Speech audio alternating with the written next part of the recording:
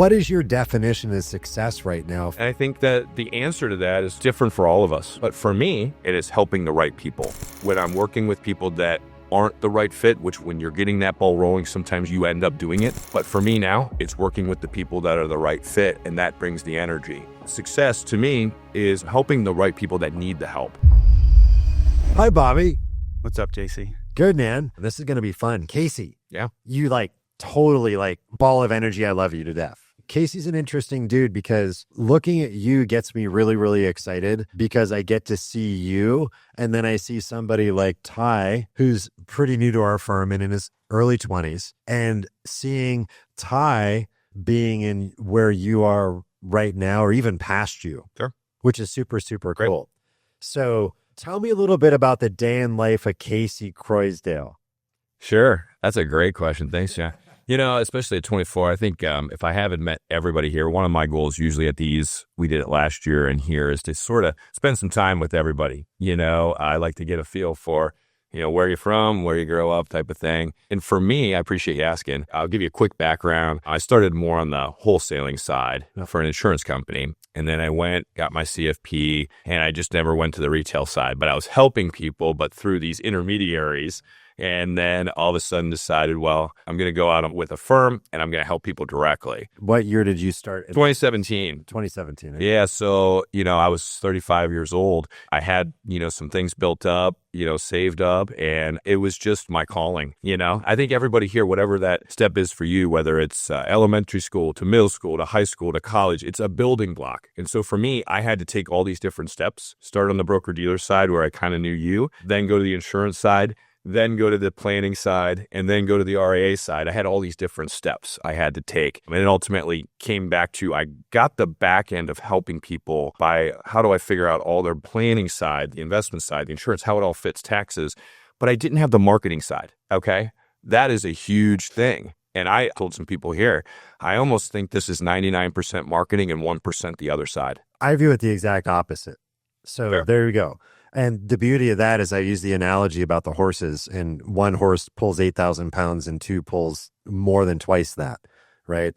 It takes a team to be able to do it. What is your definition of success right now for you? And I think that the answer to that is different for all of us. Yeah. But for me, it is helping the right people. I found that for me, when I'm working with people that aren't the right fit, which when you're getting that ball rolling, sometimes you end up doing it. But for me now, it's working with the people that are the right fit, and that brings the energy. While I still have to service everyone, I'm bringing the right fit. So that success to me is, okay, yeah, there's a money side to it, but I'm helping the right people that need the help. That's really what it comes down to for me. It sounds cliche, but I think there's a gift out there. And if I'm not sharing that, I feel like I'm not successful. The thing that resonates the most when I think of Kasey Croysdale, I get the feel that Kasey is so selfless in his approach to people. You give so much to people, and sometimes you give too much to people. Correct. Right? But it's not a negative thing, in my opinion. I think it's a very positive thing. When I think of Kasey, I don't think about the number of clients you have, which is insane, or the amount of assets that you're overseeing, which is a huge burden responsibility. I think Kasey is the guy that I wish I had known to help me when I needed help, which is really cool. And I think that's why clients are really driven too. I appreciate that. Yeah. I think we've helped each other in many ways. And I do think, whatever your definition of success is, I think it's for everybody to determine that. My day-to-day is I've got this great group of people, if I want more of them, and they're automatically sort of coming as referrals, typically from the grandparents to the parents to the kids now, right? And then I'll certainly help them, but I can choose, my schedule and what you want to do, whether it's family or charity or time. How do you want to spend your day? For me at this point, do I want to grow? Do I want to bring another advisor in and show them kind of my path, the things I wouldn't have done and the things that I would do again? Do you find yourself focusing more on Kasey lately or more on clients and growing your practice? Where do you see yourself in the next couple of years? I think these help a lot. I think the day-to-day, we all get stuck in it, right? We're all in our day-to-day. And then you have to step away sometimes, like at these things, and reflect on yourself, because I don't do that enough. And so I did. And I think anybody that knows me, Once I set my sights on something, I'm going. And I think that's what everybody, successfully here has done, Brian, including you. We're going. I'm going until I finish. And I'm going to help. However you want to help people is what I tell people. And now I'm adding however you want to help. And the people that are the best fit for you is your decision. And you can take it in this business as little or as far as you want to go. Yeah. And there's so many opportunities. Yeah, Bobby, give me the 10-second story about Bobby Aborn with his military life. I'm indebted to the military. It really helped me grow up. I grew up on the south side of Boston. My dad was a city bus driver. I grew up in a blue-collar home that didn't learn about money. And it was great kind of doing the financial blueprint yesterday. I'm a financial professional, but it's really been an interesting journey for me. I've been on my own for most of my life. My mother died when I was a teenager. And so I was kind of cut loose. But my father was gone home to the Lord, but I don't think he really knew what to do with me. And so I was cut loose on the streets of Boston as a teenager, and that really became a bad place for me. I thought it was freedom. It wasn't freedom at all. A friend of mine actually talked me into going to a recruiter. He said, what do you want to be when you grow up? Like, what do you want to do? And I was like, well, I said what every young criminal teenager in Boston says. I said, well, I'm going to be a Boston cop is what I'm going to be. That's what I thought I was going to do. I think it was just kind of kept me, I was like, I can help all get my friends out of trouble.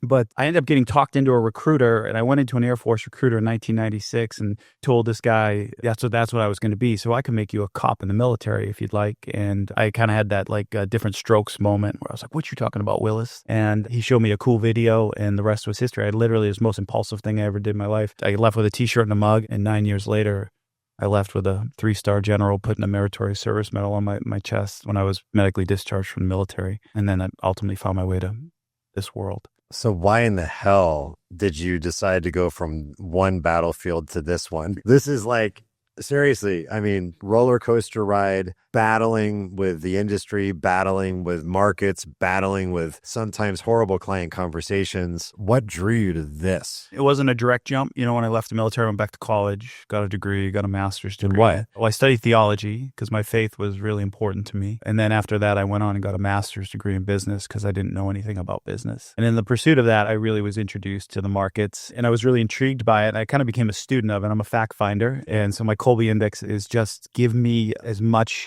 information as possible. And I became insatiable for me. My degree is in entrepreneurial leadership. I didn't really ever think of myself as a business builder, but I raised money for my alma mater. I was a fundraiser, and I was sitting down with very wealthy people asking them to support our mission. And what I noticed a lot of them is they all worked in finance. And so I was really intrigued by the idea of their world. And so through a myriad of connection, I ended up meeting back with a friend of mine from the military who worked in the big broker deal world and recruited me heavily to the Edward Jones space, which I guess ignorance was bliss. I didn't really know what I was signing up for. And so I think I just went kind of similarly impulsively the way I entered that recruiting office. And I just said, yeah, let's do it. I had no idea what I was signing up for other than just a genuine desire to want to help people who were kind of like me, I think lost in this landscape of financial ambiguity and didn't really know what money meant or what it should mean in their life. And so as I've kind of really tried to redefine that in my own life, a client of mine,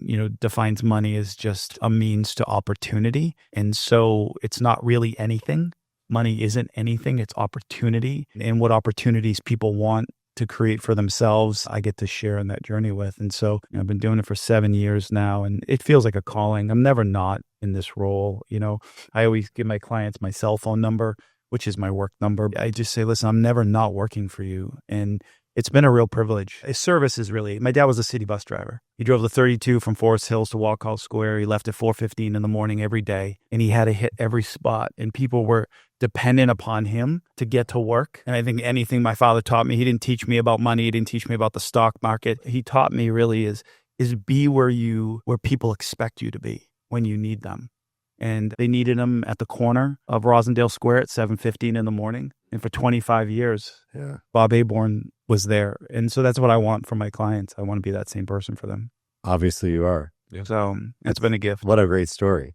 It's crazy. I didn't even hear that one before. I need to ask you more questions, but before we get that, we got Thomas here at the end here. I want to hear a little bit about you. A little bit about me. What's going on in your world? What's driving you? Why the hell are you here? It was something I always wanted to do, but always thought that getting into, I grew up in a poor family. I walked up and down the side of Highway 69 outside of Greenville, Texas, picking up bottles to take to the store for deposit. That's where I got my money. My dad made $15,000 a year. My mom was a stay-at-home mom, and there were 6 of us in the family.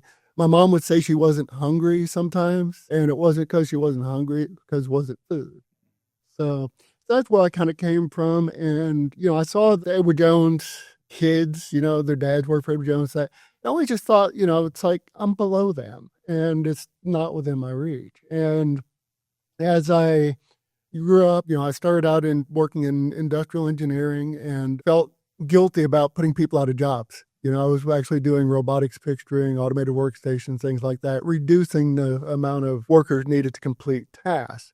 And left there, went to work for a forensic engineering firm. And we actually had fire investigators that worked for us that would work a fire backwards to the point of origin. Then we would go in and we would analyze was it an appliance? Was it the installation? Was it the device itself? Things like that. So the insurance companies could subrogate their loss. So hanging out with some of these fire guys, I ended up joining a volunteer fire department. Then I took a first aid class, and I went to EMT school. Then I became a paramedic. And next thing you know, I'm actually been 18 years flying on a rescue helicopter as a paramedic. But in 2011, I thought, I'm going to take the dive. And I got recruited by a guy from Primerica.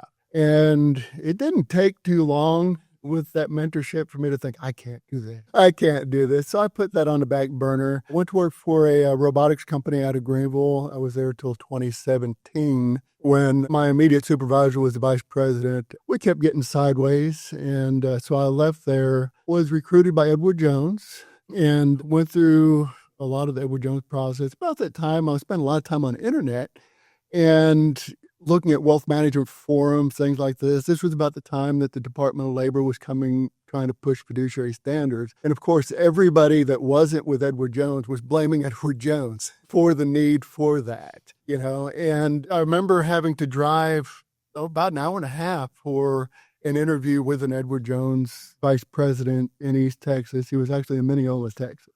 And I'm sitting there and I'm talking to him, and the same thing starting to go through my mind that I felt with Primerica. This time it wasn't, I can't do this crap.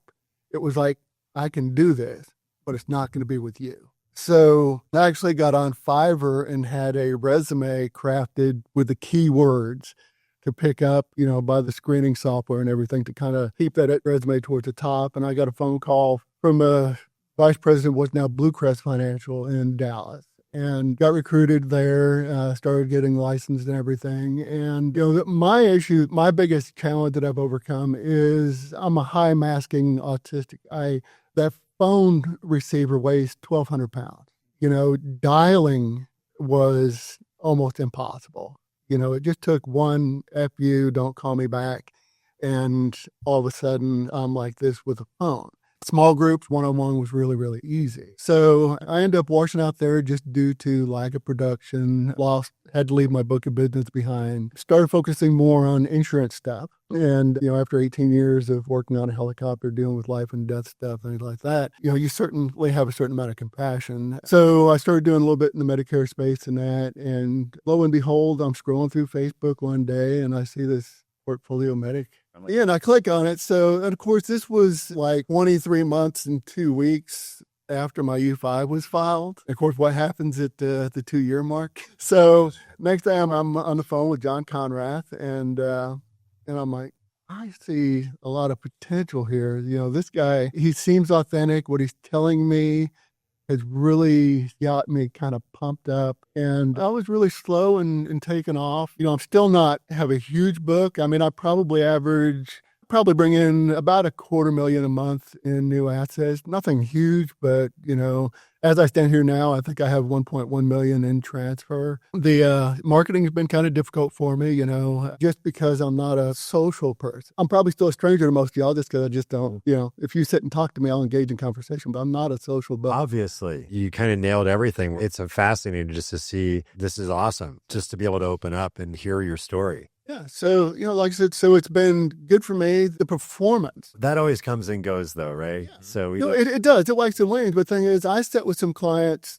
that I have now in 2020. They had $2.8 million. Yeah.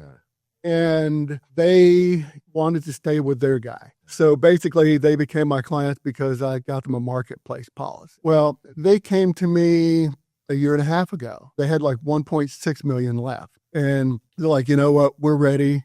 We'll feel comfortable with you. We want to move our assets over. We've been taking $96,000 a year out of their account. I think they're at $2.3 million right now. Now I've got his family members coming. I don't do any seminars just because I would be awkward, in front of it and that. But the referrals are really starting to come. I live in a golf course, fly-in gated community, and often drive my golf course to work and cart. But one day I come in and with flip-flops, shorts, and a T-shirt, and I'm unlocking my office, and I'm right next to a pharmacy. And this guy looks at me. He's like, "You're Thomas Mead, aren't you?" I'm like, "Yes, sir."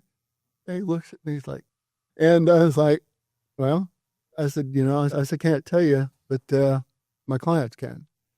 And like I said, it's building momentum, and JB's been my lifeline. You and I have probably talked twice in 5 years, maybe 3 times. JB and I talk, several times a week and that, and he's always prompt to answer the phone, always has the answers for me or finds out. And then I throw him some curveballs. I will take clients that are taking distributions from the retirement account, and I'll break their IRA up into 2 separate accounts. So, we'll be in like an AR4 and, for example, an AR1. And the reason for that is to use those aggregation rules and avoid those sequence of returns risk. So, when we have the 2022 where interest rates are going up, bonds are getting crushed, we're pulling from the equity heavy accounts. So they're actually thinking about it, which is cool. Yeah. Yeah. The same thing, even though I carry an insurance license and that, I do 3 or 4 annuities a year. I just did a $350,000 5-year period certain annuity for some clients that I think they probably got $2.1 million with Portfolio Medic. The whole reason I did that is, I asked them, like, what do you need to be okay? If the market turns to crap and everything that I have under management goes away, what does it take for you to be okay? Yeah. And we came up with that number. And I was like, okay, so let's look at a single market cycle. Let's just go out 5 years. Okay. So that's where we came up with the $350,000. We put $350,000 into a 5-year period, certain SPIA. Payments start next month. We do not have to touch their Portfolio Medics account for anything except for bucket list. So it's just about getting back to that income need and that kind of that water need that we talked about. I think probably the best money I've spent my entire life. I mean, I've spent on law school tuition. I've spent on a whole bunch of stuff. Was the RICP. Yeah. They have a... the Great to Veterans. Yeah, exactly. Yeah, exactly. So, matter of fact, I got that on the Veterans grant. But the thing is that taught me so much about managing, because my demographic, I mean, like I said, is gated community. 62.8 is the average age of the nearly 8,000 people that are inside of there. So knowing how to serve that niche, that education provided me with so many strategies in that, but it also gave me the confidence, to be able to sit and explain to people and actually be able to do so confidently without hesitation, because somebody with my personality, you have a lot of hesitation and you think you're right. That really was a lot. Now, I mean, I think for anybody that's in this industry, invest in advertising, invest in marketing, invest in yourself.